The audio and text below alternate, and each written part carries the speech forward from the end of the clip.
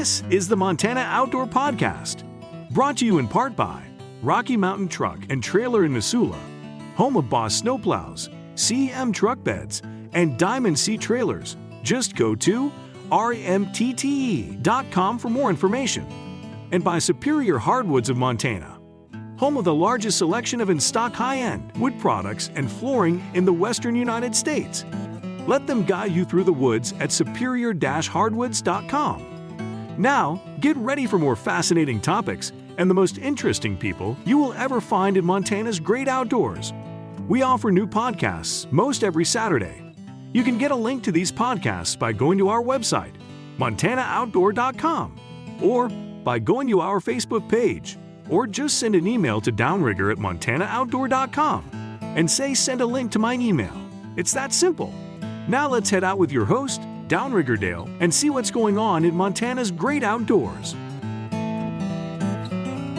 Thanks so much, Manny. And as Manny just said, I am Downrigger Dale with the Montana Outdoor Podcast. And believe it or not, folks, it is that time of year already. Seemed like we went from just hot blistering summer to now it's cooling down. You start to feel that, this is starting to feel a little bit like hunting season. Still hard to believe, but yep, we are right knocking at the door of the beginning of the general archery season. Of course, those of you out chasing the pronghorn, the 900 series started, already on the 15th of August, but we got bow season coming up, and that means a lot of you are going to be out running around trying to get you the prize bull, or for those of you that like to hunt the deer, hopefully you nail a beautiful buck. So I have a guy here that we talked to last year, which, oh, by the way, I wanted to welcome our active military out there too. Didn't mean to forget you guys and gals.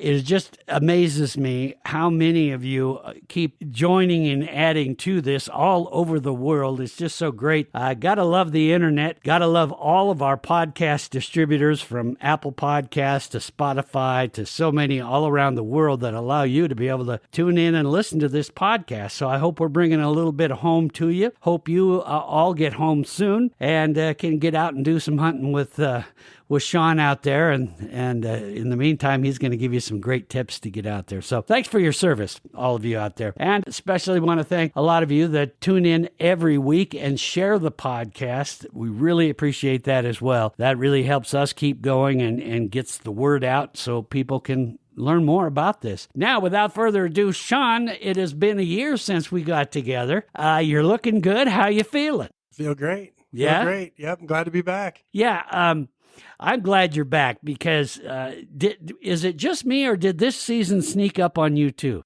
It snuck up on me too, but I've been excited for it. Yeah, it really is. I mean, I've about had it with the hot weather, and I got so dang busy. I've watched everybody send me all these great salmon pictures and fish pictures. I didn't even get to do much fishing. But I can't wait for this hunting season and hear all of you.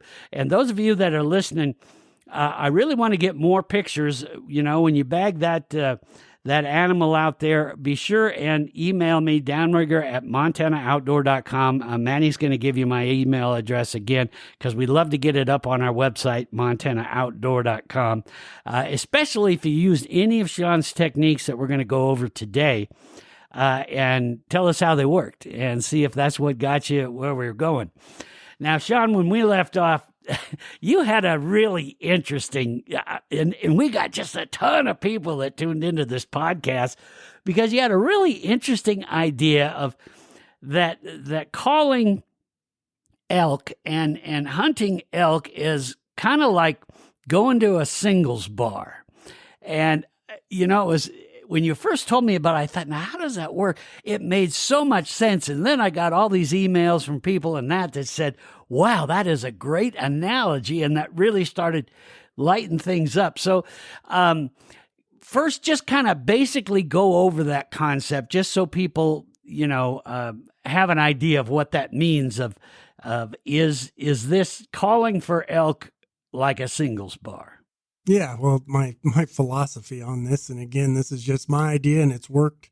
Yeah. I know it's proven on my end. I know there's more than one way to skin a cat. Believe me, I've got some comments of leave the bugle at home, stuff like that. So when I went over, I just urge everybody, if they didn't listen to last year's podcast, go back. You can find it on Spotify, I'm sure. Oh, yeah. Montana Outdoor Radio Show. Listen to that. We're going to kind of expand on that today. In this episode, we're right knocking on the door, as Downrigger said. The analogy is just what to call, how to call at the certain times of the season. Yeah. And again, the best way that I could do it is the humans. It's a clock starting at like 5 o'clock when people get out off work or whatever they're doing, kind of dress up a little bit. They go down and have a drink at the bar. Mm-hmm. Okay. Yeah.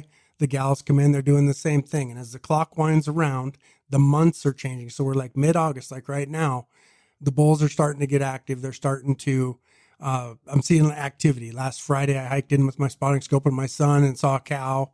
So I called to her like a bull trying to locate a cow. Mm-hmm. She was calling back and actually was coming up. Oh, So I okay. quit calling because I'm hunting there opening weekend. Yeah. But she started coming up, but she was cow calling the whole way. Wow. And she, they're looking for a bull too. Sure. It just isn't the bulls looking for cows. Cows are trying to locate bulls. Mm-hmm. So anyways, it's just the clock, the human clock, if you will, is the testosterone in the elk and the estrogen in the cows as the months change. Mm-hmm. So when you say clock, it's you kind of use the analogy of how it gets later, and in the case of the bulls and cows, it's later in the season. So as we get closer to closing time, Yeah. that's when some of us want to try to close the deal. Yeah, you guys and gals know what I'm talking about, and you're right, the gals do too. Yep. But I like that analogy because you're going to do things differently as it goes along. And that's where I think a lot of, and you had talked about this last time, which speaking of which, that podcast, if you want to hear it again, in the podcast description that you found, whether you found it on Apple Podcasts, Spotify, Amazon, we're on YouTube now. There's a podcast description, and if you look just down that description a ways, you'll see it's highlighted. It says links, and I'm going to put a link to last year's podcast there. So if you want to hear that one first, or you want to stop right now where you're at and say, I want to go hear that one and then come back to this one, you'll be able to do that. Also, we'll get some contact information of email for Shawn. That way, if you have specific questions and you say, hey, what about this? Or how did you do that with that call? You can get a hold of him and he can give you some more instruction. So on the clock right now, as we get close to opening day, that's like we just got off work and we're just getting into the bar. Is that where Yep. we're at right now? We're at 5 o'clock right now. Okay. 5 o'clock right now. Yep. So when we go out there, just like you were doing a little pre-hunting, if you will, and just kind of scouting and seeing what's out there, when you made that call, I mean, did that surprise you? Was it early for that, or is it right on time? No, I totally expected that. Okay. It's the time of year right now where those cows are looking. They're trying to gather up. They're starting to get a harem built up, and those bulls, they're working in too, trying to see what's out there. Kind of, just like the bar, feeling things out, seeing what's available, hanging out at the water holes, and that's what me and my boy hiked into a place where I know there's water. Took an hour and 45 minutes to hike in. As soon as daylight came, there was elk below us, and then elk in a patch of timber that has a lot of water in it, and they were in and out of that. And but right now we're at 5 o'clock. So, and is it a good idea, like what you did, to just do a little calling when you're out spotting and looking for where you might want to hunt and where they might be? Is that a good idea to do that then? Well, again, just like from the last podcast, I'm not a boots on the ground. Like I would not hike down in the timber that I was glassing. We literally took our spotting scopes, Leave it be. hiked into a perch, and just started glassing. I don't believe in going, especially right now. You don't want to go down through. And I was just doing the calling just to see what a response was and maybe get a bull to bugle out of that timber. It's not a fun hunt, to be honest with you, to hike down in there. Nope. So I was really hoping I was going to see a good bull in there, but there's enough cows in there right now. I did not physically see a bull. There's got to be a bull right in there. So Okay. we're going in opening morning into there. So when you were you calling as a bull then? Yep. A And bull. you were getting the cow calls back, which tells you where there's cows, there's bulls. Yep. Or there's going to be. Or there, What or makes there me soon think, will be. what makes me think maybe there wasn't a bull there is because she responded to me and started coming my way. Okay. If she already had a bull, I don't believe she would have done that. Mhm. So I'm not sure there's a bull there yet, but this was Mhm. last week and we still got little time. I believe there'll be a bull in there with them. So here we are it's 5:00. You've walked into the single bar. Now give us some of your techniques, especially come the 7th of September. What would be some of the first things you would do to try to locate that bull? Okay, if you're going up into a basin or you're walking an old logging road or wherever you're at, always assume there's elk there. Don't go stomping through it, but don't sneak. You want to cover ground. Location.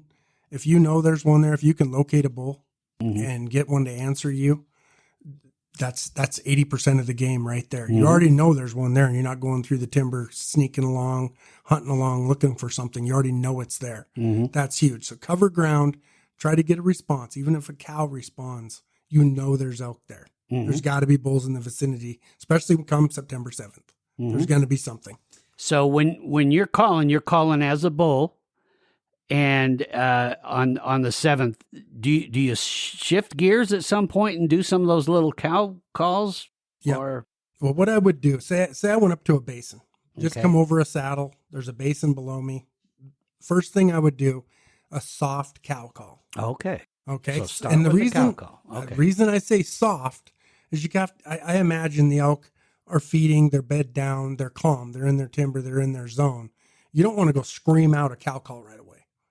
So go up, do a soft cow call, follow it up by a louder cow call. Because what I envision, the elk picked their head up like, what was that? You know, what was that noise? Okay. Then you do a follow up and like, oh, there's a cow. And I use this technique. I could literally, I do this every single time, every time I hunt. I don't really vary off of that at all. Now calling the bull I change it up every now and again, if you will. Okay. It depends on what he's saying to me, what I'm going to say to him, how I'm going to respond. Do I want to, if he challenges me with a multiple tone, again, this is going back to the first podcast, people. Go back, listen to that. It's a single tone bugle. A bull is bugling to a cow. Multiple tone bugle. They're bugling to another bull. They're challenging that bull. So with that said, if a bull challenges me, I'm not going to respond because I don't want to challenge him because I don't want him to take his herd or his harem and move off because people would rather go see the ladies than they would to go to a boxing match at the bar, if you will. You know, most of them. Right. Most of them anyway. Oh yeah, we have a few they're just spoiling for it. But Right. 90% are saying, yeah, I just want to find a nice gal to settle down with maybe. Yeah. So that's my technique, I guess, on that. So, but if a bull, he calls back to me in a single tone bugle after he's already challenged, he's calling back. Okay, I heard a cow call. Do you have a mate? You have a boyfriend? So he's in a call back, challenging. Don't answer that. Don't answer that at all. Don't even answer it with a cow call, because somebody screaming, a cow isn't going to say, "Hey, how you doing?" You know. So is that a common mistake that hunters make? Is they get that initial response and they go, "Oh, well, now I better call back and answer that challenge." Yeah. Again, going back to there's more than one way to skin a cat, but yes, it doesn't work for me very well. I have challenged bulls and went into them, but how I've gone into a bull challenging is when I go in bugling. Now there's bugling and there's calling elk. And some of the responses I got back from the last podcast, it is a separation. Bugling a bull is actually ripping off bugles and chuckles to a bull. You know, calling elk, you're using cow calls, you're kind of mixing it up. Right. So when the bulls are coming in and they're screaming at you, I have gone in, but I'm doing a single tone bugle walking towards their harem, and the bull is like, so you're walking in like you're already confident you're going to steal his girlfriend. Okay. And that has worked for me. Is it my go-to? No, but in certain situations, yeah. If a bull's held up and he's not moving on and he's interested, the best case scenario, when I cow call real soft, you want that bull to bugle back to you with a single tone bugle. you've got to cover ground. Immediately figure out, okay, there's the direction they're at. If it's 300 yards, gain 100 if you can. Okay. Just go down through. You don't need to be real quiet. You don't go busting through there. Sure. Like it's the end of the world. But you're not calling while you're doing that. You're just gaining ground. Well, I will. Okay. Like I will cow call as I go through. Like, hey, I give it a real hyper. Like, I'm excited to see you. I'm excited to meet you, and then get set up, because at this point now you've got a bull. You're going in on a bull that already knows that you're interested in him. He thinks you're interested in him as well. So what he's hearing is, okay, there's a gal out there that says she's single and she'd like to mingle. Yep, exactly right. Okay. Yep. So that's what you're waiting to hear, is that single tone. So he's saying, yep, I'm here. Yep. Glad you're out there. Why don't we meet up? Yep. So now you're gaining some ground and just giving some of those still just kind of the soft cow calls as you're gaining that ground. Yep, exactly. Okay. Because then he knows, for one thing, he's hearing noise coming towards him. He knows it's another elk. Okay. Or believes it is. And you're gaining your ground. So he's not on edge. He knows you're coming to him. So you're totally interested in him. If you're going towards him. Okay. This is where you got to watch your terrain. You got to watch your wind. This is where everything, like what you have between you and that bull, if it's open country, dark timber, pay attention to what you've got. Think of what can happen if I move, because you want to be able to set up in front of the trees, set up where you have a shot at this point, because that bull still could be coming. He may be held up with his cows waiting for you. He's just calling to you, letting you know where he's at. And what you're trying to pull off here is that, I mean, obviously a big bull did not get to be a big bull by being stupid. Yep. So he's going to be cautious. So when you say you're watching the wind and all that, explain that a little bit in more detail, as far as what are some of the mistakes that we might make by, gaining this ground like you're talking about. Okay, I can answer this fairly easily. I guided for a lot of years, and a lot of elk have lived because of these mistakes. For one thing, you go down and you're in such a rush, you've got to look ahead to like where you're going to go. And what a hunter will do is move in forward, and then they'll get stuck behind little trees, little saplings. You can't shoot. You need to stop and work like, okay, I'm going to go to that tree, then I'm going to go to that tree, I'm going to go to that tree, because then I have an open shooting lane. If you don't have an open shooting lane, you might as well move, because if that elk comes in, you don't have the shot anyways. So you're constantly, sorry, I didn't mean to interrupt, but you're constantly evaluating as you're going in, okay, will this give me an open shot? And so you're always kind of looking for areas to conceal you, but still have the shot. Yep, Okay. exactly. Okay. And then another thing is hunters setting up behind trees or behind brush. I'm not kidding you. I've been so frustrated guiding in New Mexico. Literally, there is a bull. I'll send a hunter. We'll have a bull coming in. Bam, he bugles. He's closer than we thought. Send my hunter up. Go get set up. They was set up behind the cedar bushes. And literally, you could see the legs of the bull walking on the other side. And the hunters have no shot. But that's all they're seeing. Yeah. And it's movement. Camo's a big thing. Everybody's got their favorites. Camo's a big thing, but it comes down to movement. Get your bow up, rest your elbow, holding your bow, and your hand on your release of your fingers tabs if you're a trad hunter. Be ready to go, because all you want to do is be able to push forward and pull back your bow with as little movement as possible when an elk's coming in. You want to be shuffling and jerking around, because that's what they're going to catch. They're looking for movement. They're looking for an elk. Yeah, because they're going to be cautious. They're not, like I say, they're not stupid. So you got to treat that with respect. Now, what happens if all of a sudden a cow enters the picture here when you're out there doing that, and for whatever reason she decides to start calling back? What do you do? Well, if she starts calling back, don't answer her either. Okay. 9 times out of 10, it usually isn't if you're bugling. Let me take that back. If you're bugling, okay, actually bugling now, we're not talking calling. You're bugling. I've had cows come thundering in. They have their head back and they're real flighty. They're prancing and they're trying to show off to the bull. I've had cows do that before, but the biggest thing I see is when you're cow calling, a calf, like a yearling, will come in. Okay. A yearling will come in, and they're curious and they're trying, they're excited. Oh, a new friend, something like that. But they come in a lot and they can blow it. Just sit still, kind of let it do its thing. It might catch its wind and run back. That's kind of a different case scenario, right? Yeah. Of that. But those calves come in quite a bit, and they have blown some hunts for sure. And spikes are another one that are a pain in the butt. They come in thinking they're all something, want to check it out. There, you're gonna back off, stand still, wait for that to move on. Will the bull, when you say it can blow that deal, is that where the bull goes, I'm not going to deal with this? Or go busting or bark and go running back towards the herd or run through the herd, or just barking is going to set the cows on, the cows and the bull on alert immediately. And what I do at that point, okay, you're kind of now they've been alerted. Now they know something's not right. I will bugle. I'll bark at them and bugle at them. And a lot of bulls will do that when they're really fired up. Like, okay, I'm barking at you. Where are you at?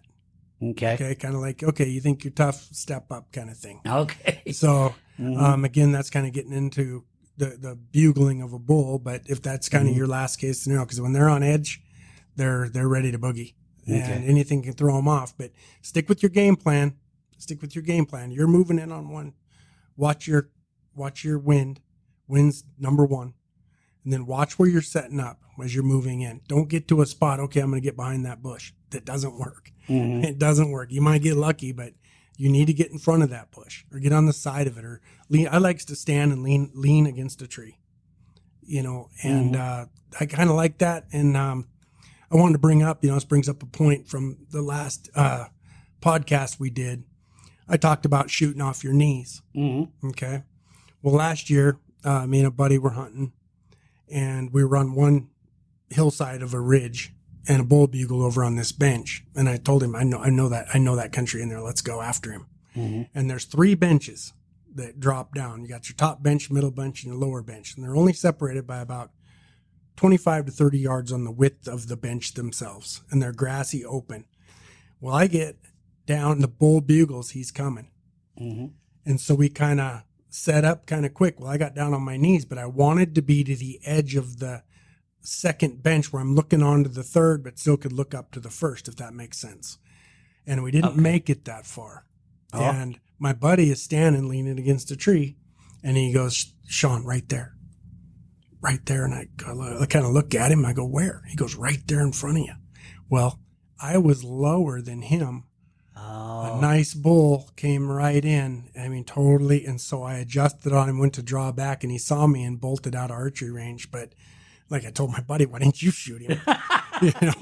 You should have shot him. But that bull came in. Okay, again, that's where we're kind of case sensitive on how you're going to kneel or you're going to stand. I like to kneel because you're not moving as much. Your feet get tired. But if you're kneeling down, kind of sitting on your haunches, you have a lot more steady base. But at that point, I should have been standing or where I wanted to be on the edge of that other bench, because then I could see on the third bench, second bench, and what's coming off the first. We're going to take a little break here. And when we come back, since we brought that up of you and your buddy, I want you to address, since we're kind of playing roles here, I mean, that's how we're attracting them. What kind of communication, how do you plan with a hunting partner so some of those things don't get in the way where you go, well, why didn't you get him? Well, I thought you were going to get him. So let's talk about that right after this. Hey, gang, thanks for supporting and listening to this podcast. I can't tell you how much it means to all of us that you're here. And speaking of support, we would not be able to do this podcast at all if it weren't for sponsors like Rocky Mountain Truck and Trailer. It is truly an honor to have Rocky Mountain Truck and Trailer on our team. If you own a trailer, you ought to think about adding them to your team too. They can service your trailer, and when it comes to repairing trailers, well, you won't find anyone better at it than Rocky Mountain Truck and Trailer. If it's parts you need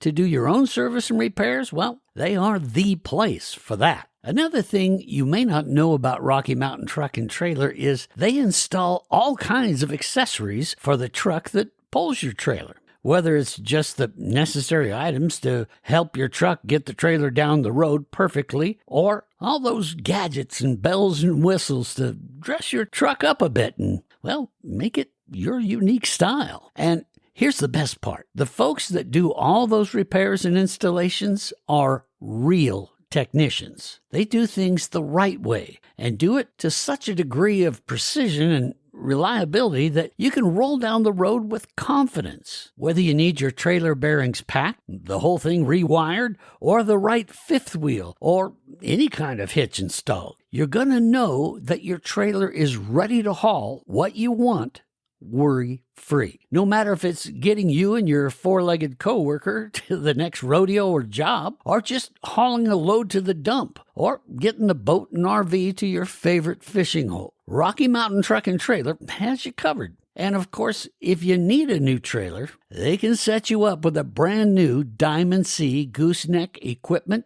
dump trailer, or whatever else you need to haul wherever you are going worry-free, happy, and looking good, too. Heck, they even carry an amazing line of CM truck beds that'll make your rig look and work like new. It's what they do at Rocky Mountain Truck and Trailer. They're in Missoula, or you can find them on the web at rmtte.com. That's rmtte.com. Rocky Mountain Truck and Trailer. Go see them.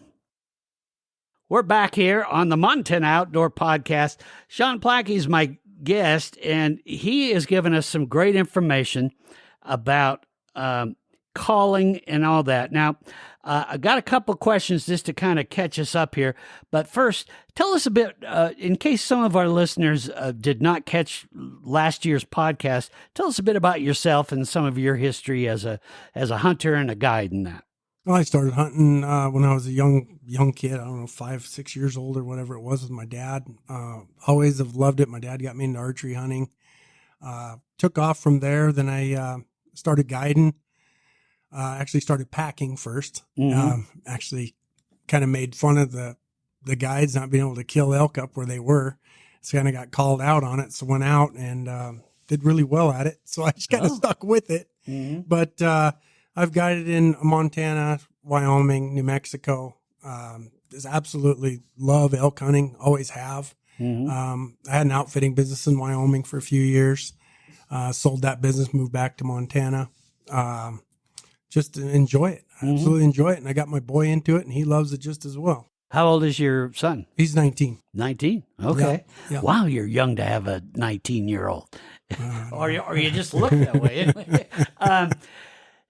And what do you do now? Do you do any guiding now at all, Shawn? No, I don't. I don't do any more guiding. Not that I don't want to. We've got a family, my kids are all off and stuff like that. But still, it's just, it's a little bit past, and I'm kind of enjoying hunting with my son. Sure. To be honest with you, my daughters, they hunt not quite as much as he does because they're, one's in Billings and the other one's in Flagstaff going to school. Oh, okay. But hunting with my son, I enjoy that.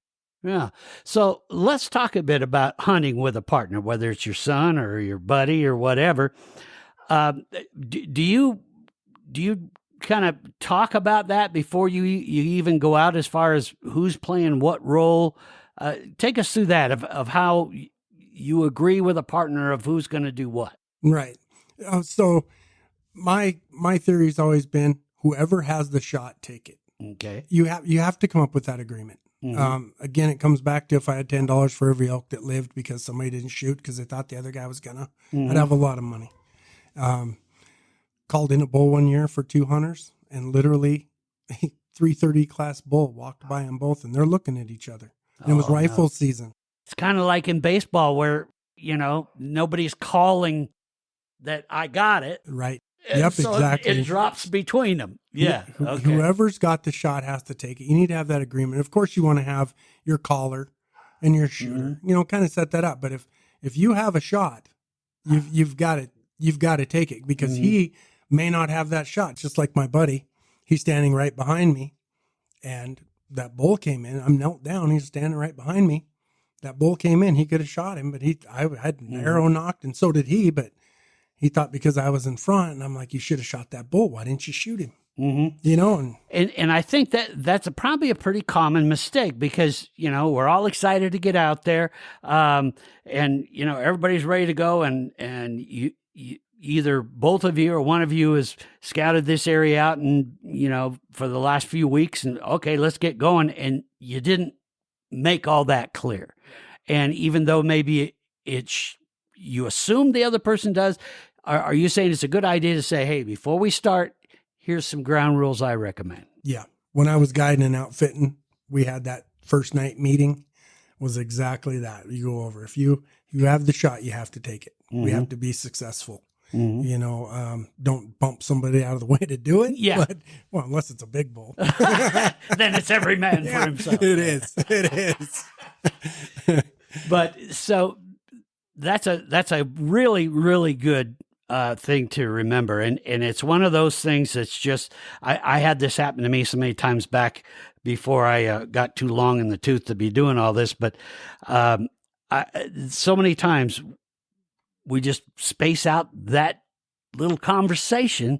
And next thing you know, we're calling over the top of each other, or we're doing all kinds of just basic stupid stuff, but it'll happen if we don't lay it out. So great idea there. So now, how do you make that decision? Especially you've got this really great system of, depending on the time of the year and all that, the type of calls you're going to do and that. How do you work that out with your partner? Who's going to do that? Who's going to lay out or explain that side of it for the callings? Yeah. Most of the time it's me doing the calling because I quite honestly, I just love the calling of the elk. I mean, I like to shoot them too, but I love the hunting of them and calling them in. So I usually do the calling, but whoever's in front of me, have a cow call. Just if I can't see them and they can't see me, I like to be in eye contact, or at least within eyesight of them. So I know if the bull's working to my left, I need to move to my right and work him in like a pendulum in the middle as the hunter, as the shooter. So the bull's swinging that way, you want to work it back so I can move over, try to pull that bull into the middle, if you will, where the shooter is. But soft cow calls and a hunter, if you're getting good with reeds, I recommend a reed. That's what I use all the time. You can do everything with them. But if you're at full draw and a bull's walking through the timber and you want to stop them, just give a little cow call and stop them, just a meow like that, and they'll stop. They'll stop in their tracks. So make sure where they're at, where you're going to stop them, you want to stop them in an opening, because that's happened before too. You stop them right behind the trees, you have no shot. And we'll give a few examples as we go along of some of that. I noticed you've got a call here, so we'll do a little bit of that. But so those are some good rules of thumb to have when you're hunting with someone else. Get all that stuff figured out: who's doing what, when, where, all that, so that you're working together and not against each other. So now, let's say we've got that answer back. You're gaining ground, as we talked about. Now you get your first sight of them, but it's not a shot. What do you do there? Slow it down, kind of see what they're doing. See if there's anything alert. If anything's got their eyes on you, just sit still. Just sit still, let them relax. Unless they got a really good look at you or they smell you, they're going to calm down, but they'll eat a little bit and they'll pop their head up and look, just to make sure. You just want to, at that point, you're kind of stuck. Yeah. If you can move up slowly if you can. Their heads are down and feeding and they're not really alerted. Try a little stalking if you can. Yeah. Okay. Try a little stalking, but remember, you're going to have to watch your cover and where you're going to stop too. You have to stop in an open. That's why it's nice to kind of pull that elk towards you to kind of give you that shot up. Well, I've heard of this scenario happening a lot, where you don't quite have the perfect shot, and so you wait and wait and wait, and then something else comes along and happens and it blows it. And I've heard of people saying, if you just would have made a little sound of something, they'll square up to see, and now that shot becomes a no shot becomes a shot. Tell us about what you do there, because I know that's a big mistake people can make, is staying too still and just being in this stalemate where nothing's happening. Right. Yeah. Again, you have a reed in your mouth. Your hands are free. You have your left hand or right hand in your bow, and your other one's on your release. You're totally hands free calling. You can cow call real soft. You can make noises. One thing I've done, I talked about, I think in the last podcast we did, if I'm calling and a bull's too close where I don't want to sound off, because they're going to stop and try to pinpoint you. Okay, I just heard an elk at 25 yards. I should be able to see it. Then that bull's going to get a little nervous, but just shuffle one foot, literally like you're grinding something into the dirt. Just light movement, just make a little noise. They're going to hear that and think, oh, okay, that's the way they got to go. And I've done that a bunch. Yeah, I had a buddy that last year got just a beautiful bull doing that very thing where it was just like, nah, I'm not going to take this shot because it's not a great shot, and this is a beautiful bull, and I don't want to screw this up. And he was with a guide, and the guide said, make a little noise. And he did the same kind of thing. He just kind of shuffled his foot a little, and that bull just, he said it was like I told him what to do. All of a sudden, he just squared up perfect, and he kind of looked around, and he said it was perfect shot. And that's great. There he got him. So yeah. There's I want to bring up, last year, opening weekend, I had glassed up some bulls prior to season, so I went into that area, and I get up there, hiking in the dark, get up to on the ridge where I'd seen them, and I get up and there's elk sign everywhere. There is fresh sign all over, and I could smell them. And I called a little bit, cow called, hot cowed, just trying to locate. Nothing. And I know they were in there, not 4 days before that. And I'm kind of thinking, all right. So I got up on this little rocky knob, and there's 3 drainages that drop off this little peak, a main ridge, and then 3 that drop off of it. Not very deep, some timber, and then a big wide open slope down to my left. And I just got up there, and I took 2 reeds out, and I started just ripping, like 2 bulls challenging each other, like gonna fight. What you don't want to do if you're trying to call a bull in. Okay, I would just switch reed, call off that side with my bugle. I was just screaming. I was multiple toning. I was glunking. I was doing all kinds of stuff. Then I'd answer, switch reeds, and do it to the left. And 10 minutes, I hear a bull bugle in the timber down to my left. Oh, and so he's wondering what the heck's going on up there. Maybe I need to be part of that. Right. Well, who doesn't want to? Somebody yells in a bar. Okay, back to the bar scene. Somebody yells, there's a fight. Everybody heads for that door. Yeah. Okay. So I figured if I'm going to locate them, I'm going to sound like 2 bulls getting ready to come together to just crash heads. Anyways, I ended up calling that bull in within 18 yards. I had to work on him. I didn't call him all the way up. I worked down. I saw him. He had cows. He pushes his cows up into that opening for one, so he can keep an eye on them. And then he started coming, but he was watching. He was watching, and then he'd bugle, and then he'd go back to his cows and look back up. So I just kept hammering every now and again. But then I snuck down and around, and I got him. And I've got it on video on my Instagram or whatever it is. I've got it all on video. Had 2 shots, perfect shots to shoot him. Well, maybe I can get a link for that, and I can leave it in the links down there, and they can watch that video. That'd probably be a good thing to watch. We'll do that. Yeah, and it's everything that I talked about in the first podcast. I did. I went in, cow called real soft, hot cowed, like a cow, like ready to be bred. I'm calling to this bull, and he is coming. And he's coming. But what made me think of this little story here is switching him direction, because the wind was blowing to my left at an angle at about 10 o'clock. Okay.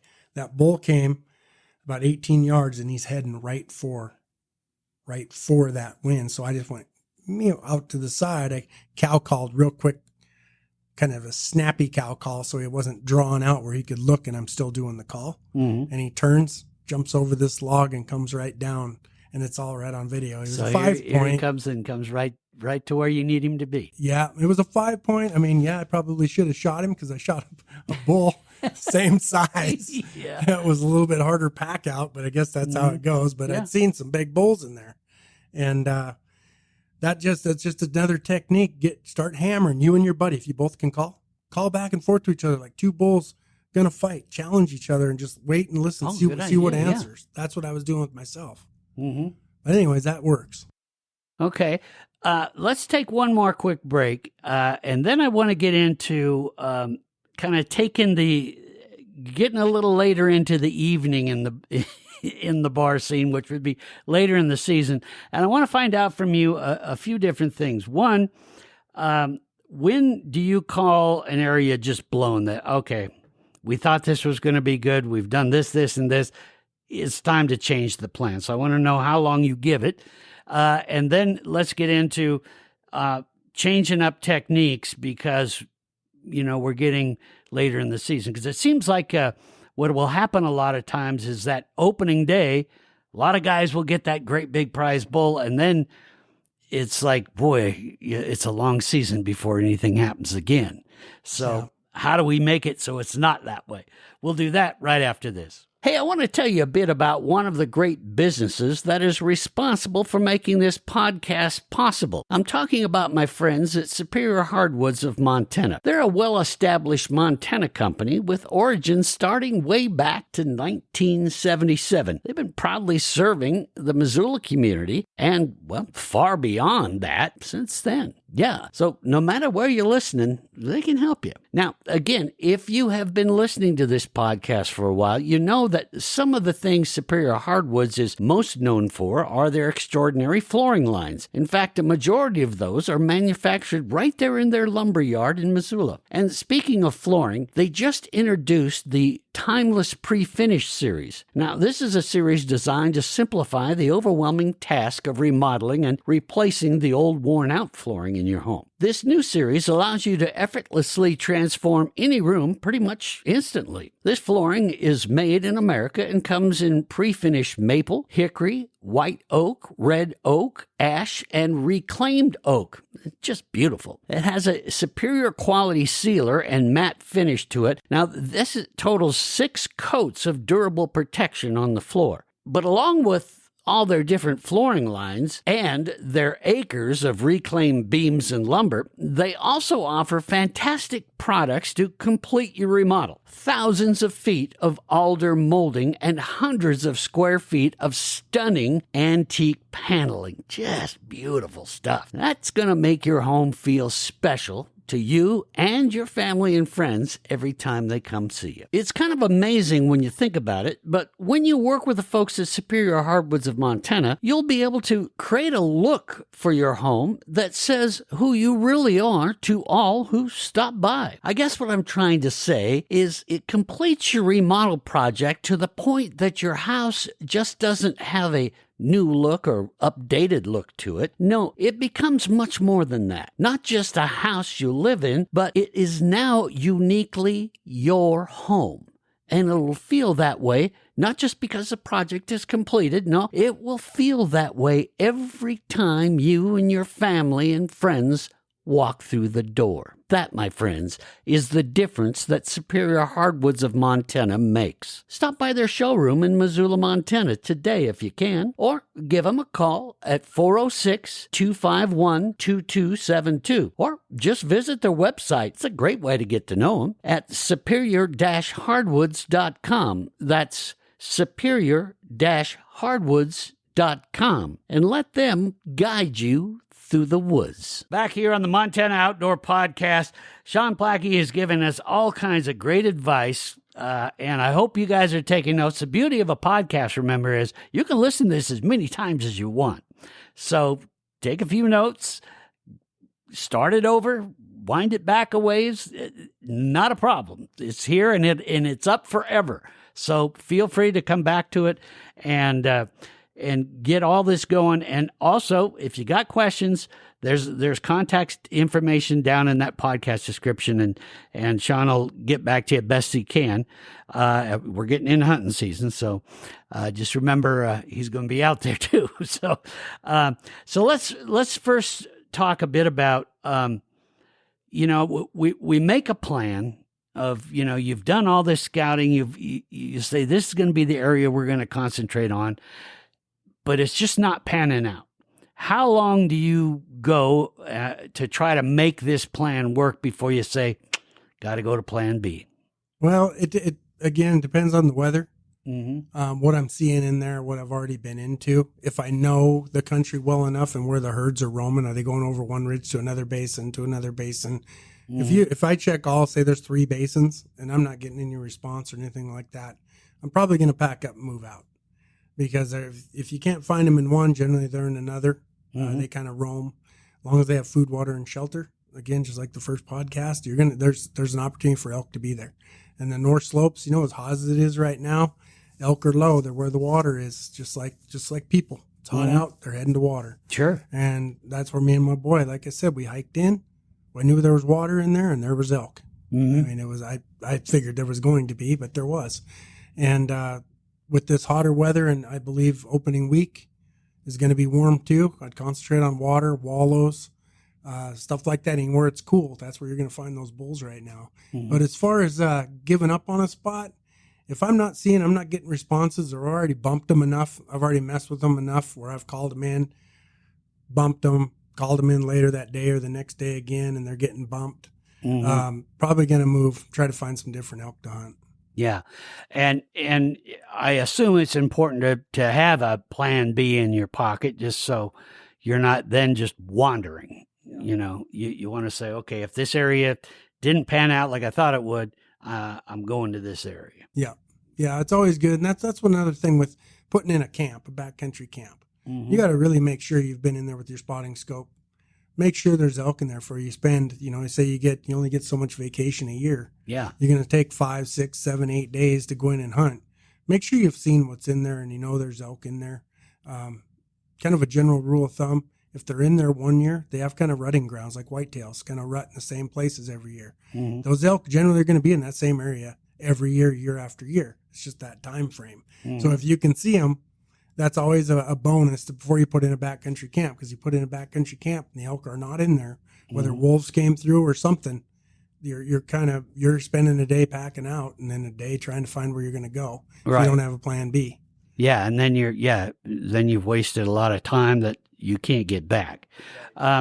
So now we're getting, let's say, as we, the opening day and the opening few days just didn't pan out for us, and so now we've had lots of hunters, lots of traffic going on, all that.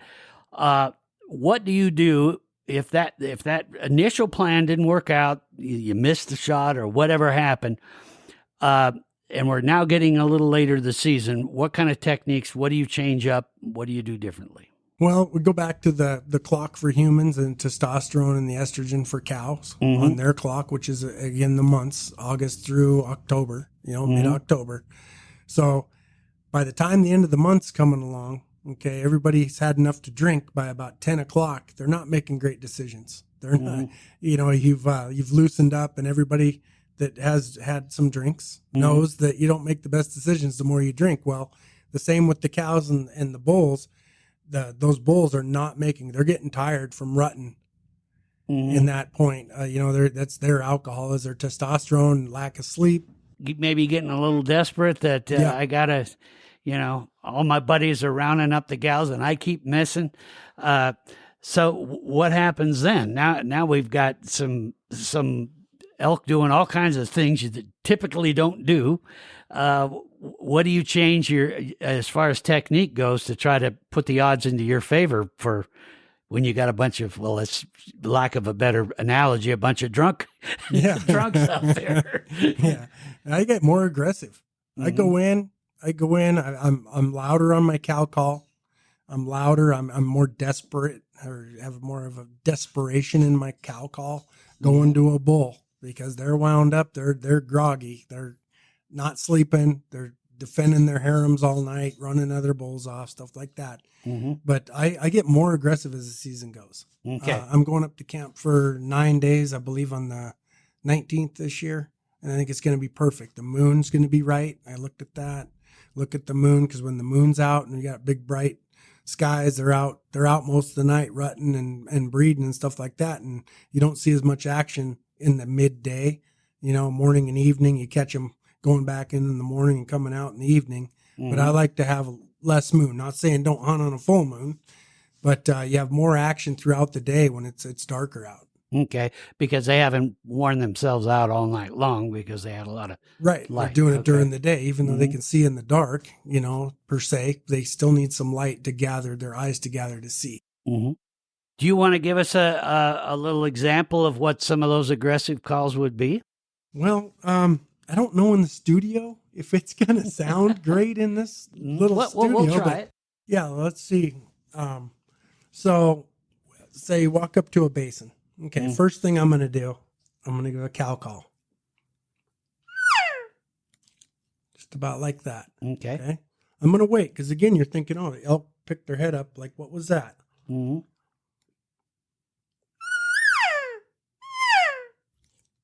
And then, okay, hopefully get a response. But if not, just kind of cow call.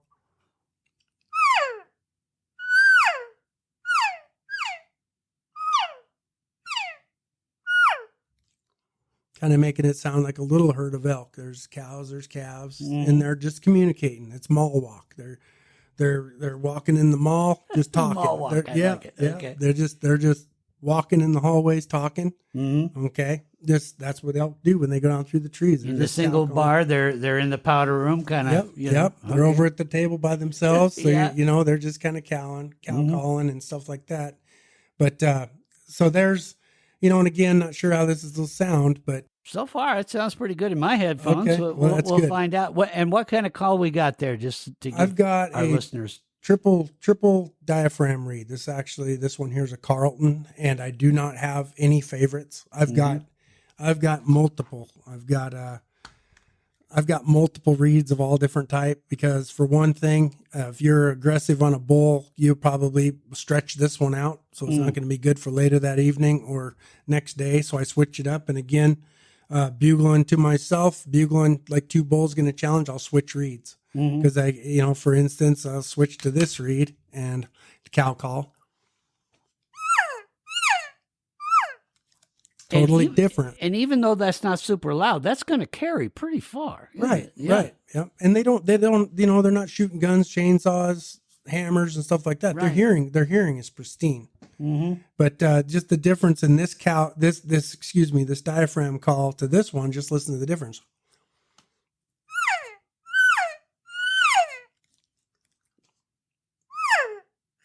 Oh yeah. Okay. So each reed, and again, people that are good with these reeds and have practiced, they've got doubles, singles, doubles, triples, 2.5s. They've got some with notches in them and stuff like that. You have to find out what works good for you. And so is there any reason why you would use one of that one as opposed to the other one? Or are you just kind of changing it up, trying to see what brings you the response from the bull? Yeah, I'll change it up. For one, I like, these different reeds just for like, if I'm getting in, I'm really going to be aggressive being a cow, as a cow in heat, ready to be bred. I will, I like this one here because it's just higher pitch and it's a real whine. I'll try it.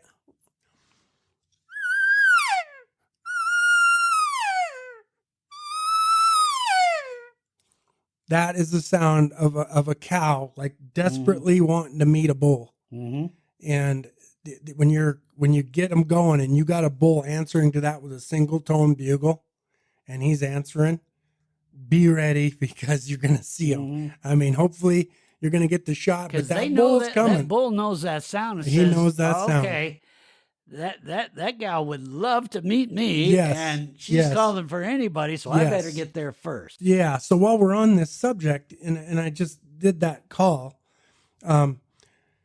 so say you've made that call, the bull's responded single tone, that you're in the money. Okay, he single tone bugles again, answer him.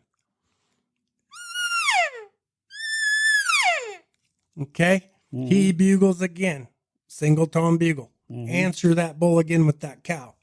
If the bull, you should, if he's coming in, you're going to hear him because they will bugle as they're running. You can kind of hear them like jogging, talking when you're jogging. And he's given that call to, one, let her know I'm on my way, and then two, to get her to do it again so he can locate her. Right. And that's where you come in. If he's quiet, if he's coming in, he's working his way and he thinks he already has you pinpointed. Listen. You want to listen and watch for movement, okay? And then if he doesn't make a sound, okay, you're not hearing from him. You haven't heard from him in 15 minutes. Okay, I'd make that 15 minutes, but probably it's more like 5 because this bull, they make that sound, they're coming. I hear that sound, I know that bull is in trouble. If he's coming in single tone bugle and answering that call, he's in trouble.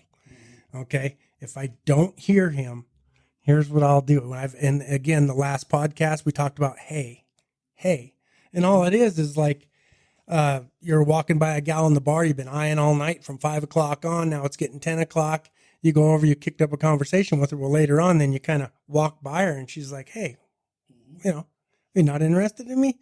And so the hey, okay, so the bull, you haven't heard from this bull in a few minutes or 15 minutes. Okay, you're not hearing any noise, which doesn't mean anything because they can really sneak in. These bulls can really sneak in, but you're going to want to answer with just a light hey.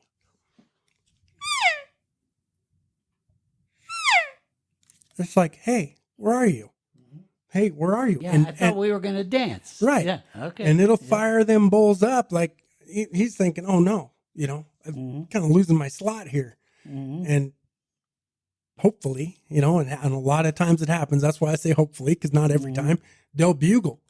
They'll single tone bugle. Hey, I'm coming, or I'm right here. He holds up like, oh, meet me part way. Then start working down as you're going. Do that desperation, that 2 o'clock blonde. Yeah. I appreciate no hate mail on this last these episode are of that. analogies. We're not saying yes. it always happens, but yeah. Yep, no hate mail. It was great. But the 2 o'clock blonde is that where that bull knows I'm going home. And it's going to be a good night. And so you've got to work. If he holds up, he's bugling to you now, just single tone, and he hasn't moved. You got to go to him. He's like, wait a minute, I'm doing all the work here. I want to meet me part way. Just start going down through the trees, calling with the 2 o'clock blonde, which is.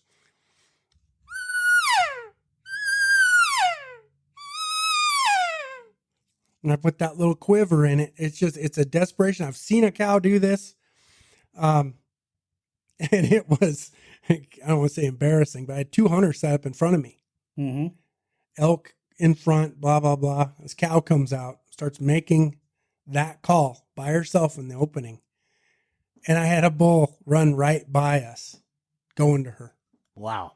Literally right behind, and then the timber to her right, a bull came out of that timber to her. And they were trying to get on. So they know that sound, and that sound is, I'm going to get there first. Yeah. I'm going to get that first introduction. Yes, they were both trying to get on that cow. But when I witnessed that in the wild, it just changed everything. It really did. I saw it, I witnessed it, and it's worked for me. I've called in a lot of bulls for people, and they have shot a lot of bulls off of that call. But so say you get in close, and you want to try to get that bull pulled closer. Don't say anything. Let him call to you. Let him try to locate you, and then if you have to, if you're really close, like where you think he's going to be able to see you, or you can see him, just do that hey call. Just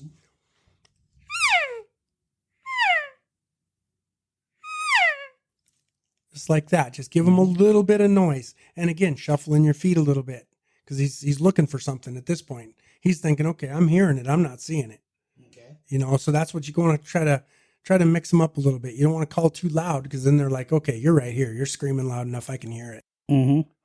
So most of your technique is usually going through from the cow's perspective, which makes total sense.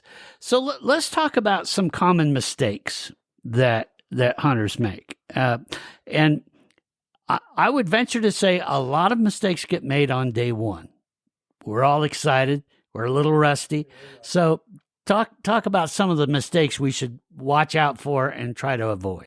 Well, going back to the clock, okay, early in the season, you're 5, 6, 7 o'clock, okay, just like at the bar, 5, 6, or 7, there isn't somebody in there screaming they want to fight. So if a bull bugles out in the woods and you're just blasting out this aggressive, I want to fight you right now, your chances are that bull doesn't have enough testosterone built up yet. He's not tired enough to be like, oh yeah, I'm coming. All right. He's not spoiling for a fight, and he's like, yeah, whatever. Yeah. And again, I hate to keep bringing up the last podcast, but it makes a big point to this, what we're doing right now.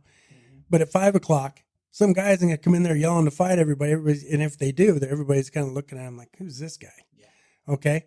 You do that at 1 o'clock, somebody comes in and want to fight somebody. I can promise you there's 2 guys in that bar that are going to kick his butt. Yeah. They're kind of red. See what I mean? They're kind of See what I mean? in that same mood at that point. That's right. They're like, all right, well, girls aren't working out. We're going to go for a fight. So 1 o'clock, you're saying that's we're getting really into the rut now. And that's when a lot of bulls are starting to throw some caution to the wind. And they're saying, yeah, okay, pal. I'm having a tough enough time finding my gal. I don't need any competition, so I'm going to get you to exit right now. Right, okay. Exactly. And also, so you get the disgruntled ones, too. You get the bulls, the satellite bulls that don't have a harem built up. And they're going to come in. I'll say, he's hanging around a group of guys that have girls, and he hears a cow calling, the 2 o'clock blonde.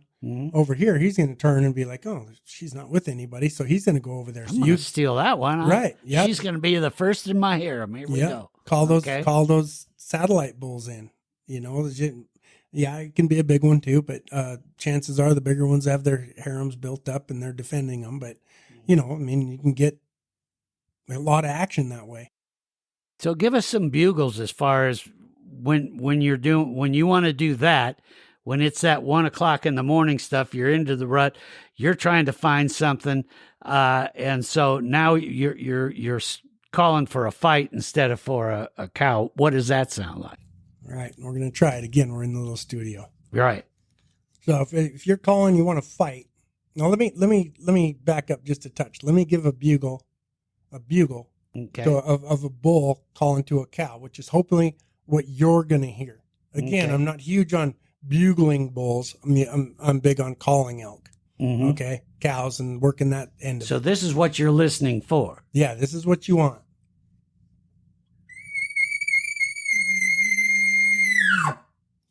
Single tone bugle. I tried to keep it down as low as I can, but you get the point. It's a single tone bugle. Okay, that's what you want to hear. Because when you're cow calling, you've made that cow call and you hear that back. That is a bull saying, "I hear you, I'm coming." Yes. Okay. Yep. And then you want to make sure you're hearing that single tone, because if a bull gets nervous and sets off a multiple tone challenge bugle, then you don't want to really answer that. You want to kind of stay away from that, because he's seeing again, you have a boyfriend, you already have a mate. He doesn't want to go up there and get in a fight, leave the cows he has, come up and try to gather you up to take you back to his harem.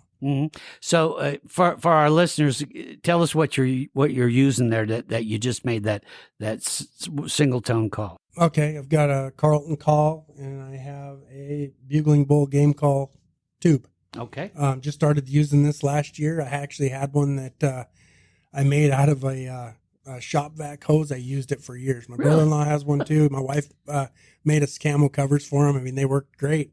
And then I started using this and I don't know, last year was a banner year for calling elk. And say the name of that tube there again. Bugling bull game call. Bugling bull game call. Looks like the wiffle ball bat that you cut off. That's what these are.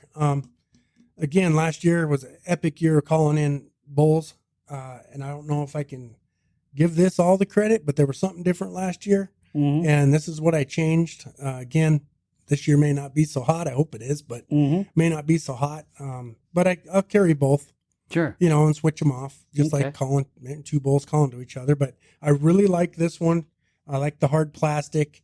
It carries real easy. You can stick it down in my pack. It isn't when you want one clunking around. Right. Because they kind of hit. But you can glunk with it. You can. Okay. And that's generally the big herd bull. They're popping their diaphragm, usually as they're following a cow or they have interest in a cow in estrus. They'll start glunking as they're walking.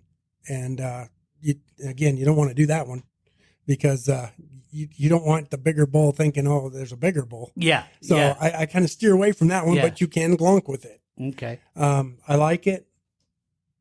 It works well. So, but when you decide, okay, the cow calling's not working, and so now I'm going to try to go to plan B here and see if I can, for the lack of a better term, start a fight here. What's that call sound like? Well, if you're going to start a fight, first thing I would do to answer your question, I would hot cow the 2 o'clock blonde, and then I would answer myself with a single tone bugle. Yeah. Okay. Because then you're showing interest in cows. Another bull may be listening and be like, wait a minute. I want to, no, and he may respond. Yeah. Say, I'm going to get there before he does. Right. Got it. Right. Okay. So if another bull responds, and this happens more times than not, another bull gets in the picture and he's single tone bugling. Okay. And you've already been bugling to yourself, making the single tone bugle, acting like another bull. Every time he bugles, that bull bugles, hot cow, you want it to 2 o'clock blonde. Okay. You're interested in him. Then you throw out a single tone bugle. Don't answer yourself. That's showing that bull, oh, this cow's interested in me and not him. See? So it's a big cat and mouse game, but I'm telling you what, people, if you use this technique, you will have more encounters with elk. I promise you. So you're creating competition that doesn't really exist. That's right. They don't know that. That's right. Okay. Yep. Same thing. Bugle yourself, cow call yourself. Don't answer yourself. Let's hear it. See what it sounds. Okay. So, hot cow.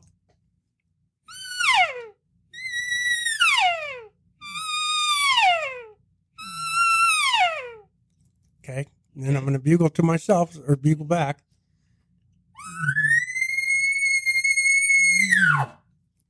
Okay. Then I'm going to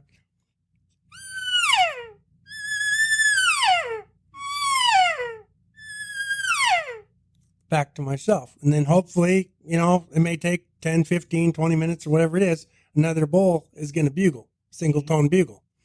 Then you want to call back to him.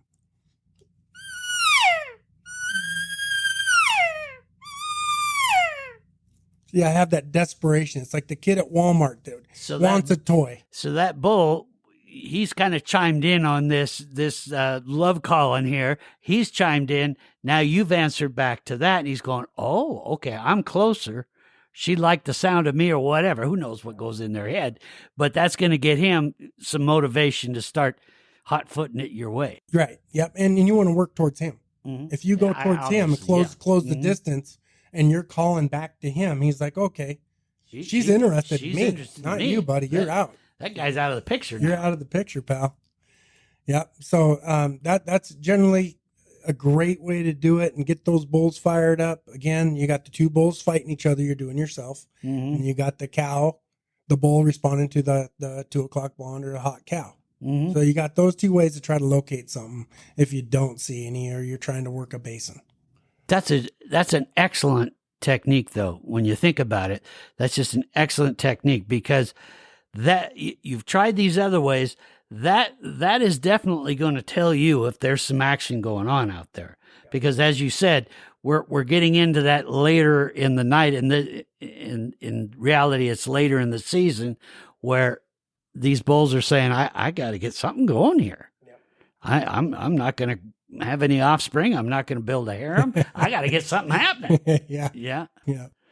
Okay. Yeah, and so another good way I mentioned earlier, if a elk barks, say a spike comes in and it barks or a cow alerts, and you're kind of like, oh no, because all the elk are going to pick their head up and look at what are you barking at? Here's a bark bugle. Here we go. Okay, that's a bark. It's the cow barking. Yep. Okay. Yeah, or spike. Or a spike, bull. Yeah. Any bull, any elk can do it. But yeah, you don't want to hear that. Okay. Trust me. When you do hear that, then shut down for a while, be quiet. Bark bugle. Bark bugle back. Bark bugle back. Okay. And just do that. Leave it at that. One bark bugle, and then go back to cow calling because it calms them down. And just go back to what you can. Kind of at that point, if they've been alerted, and hopefully you can calm them down with a bark bugle, then just work on from there. Okay, so back to the singles bar thing. It's kind of the one guy that gets everybody to calm down. Okay, everybody take it easy. We're all friends here. Yep. Gets quiet. Everybody takes a seat. Almost had a little fight there, but now we're all kind of quiet in that. Then you start back in your normal technique of trying to pull that bull in. Yep. And what I would do, just do the hay call. Mm-hmm. Okay. After that, they've calmed down a little bit. Do the hay.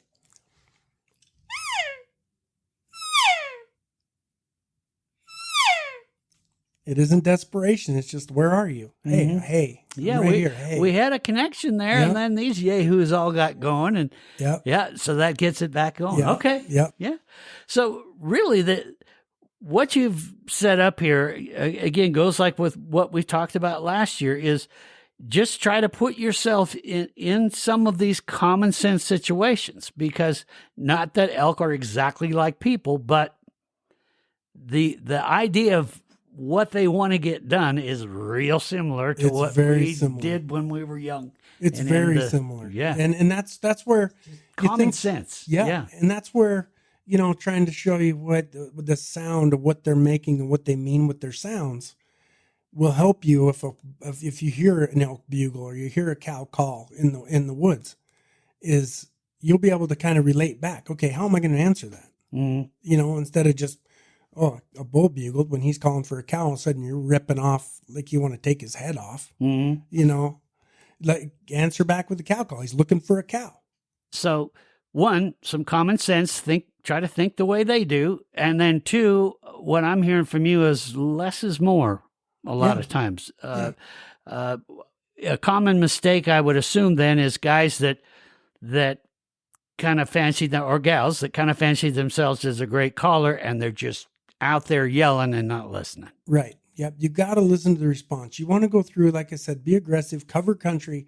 Once you get a response, you've got to know what they're saying and how you're going to respond to that to up your success rate. And be aggressive. Don't be afraid to be aggressive. Get in on them. So every time you call, instead of just doing a cow call, or say you're gonna bugle and down in a basin, be standing alert. Be looking, because you want the better chance you're going to have of seeing the animal is pinpointing where did that come from. Where did it come instead from? Of looking move that direction. Yeah, or instead of just kind of looking around. And all of a sudden, bull just bugled. You look at your buddy. Where'd that come from? He's like, I don't know.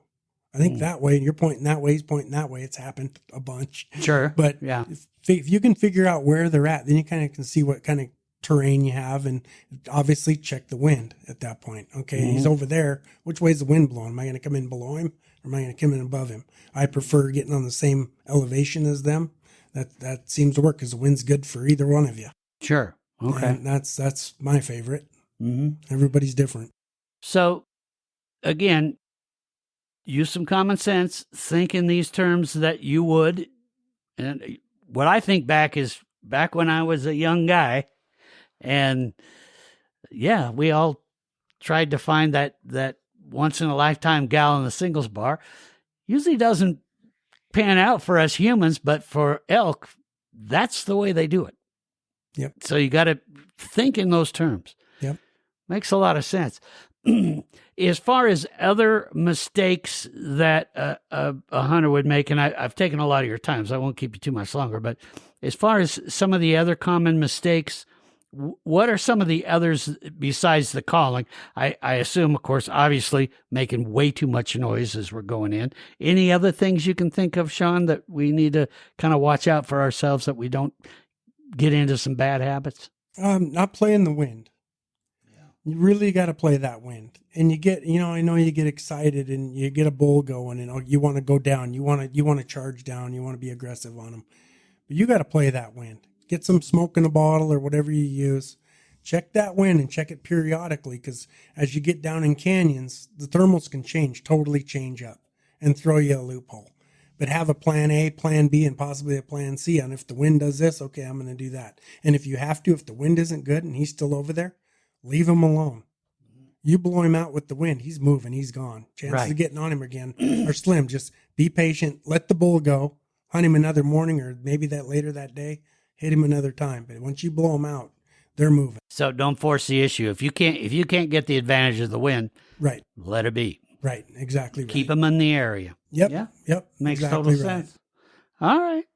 Well, I think we've covered a lot of great ground here. Is there anything else you wanted to make sure you get across to help these hunters have some success come the 7th? Just don't give up. Don't get discouraged. earlier in the season. A week either side of the 20th usually seems to kind of be the best time of the rut. You know, again, week either side of the 20th. Those are kind of the spots, to be hunting. But 80% of the elk I've killed have been in the first week because the bulls are gathering harems, so you can call them in pretty well.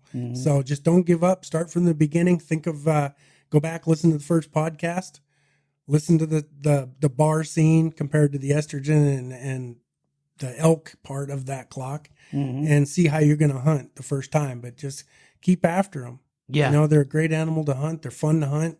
I don't want to say they're easy to hunt, but once you get the language figured out, you're going to see elk. You're going to see bulls. And hunting with that bow really is something that I can totally see why guys that finally get it down to where they can finally lay that first bull down with their bow, they realize this is the way I really like to hunt. Yeah, it's like fly fishermen to worm fishermen. You catch 7 fish on a worm and you catch 1 on a fly rod. You're more satisfied with a fly rod for some reason. Yeah.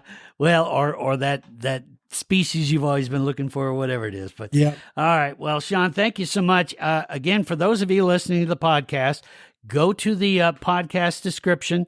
We'll get a link to that video that Shawn talked about. And I'll try to gather up a link to some of the calls that he talked about, so you can look at those, and we'll see how you do. And then let us know if any of this stuff helped you, because the whole goal is that we all become better elk hunters.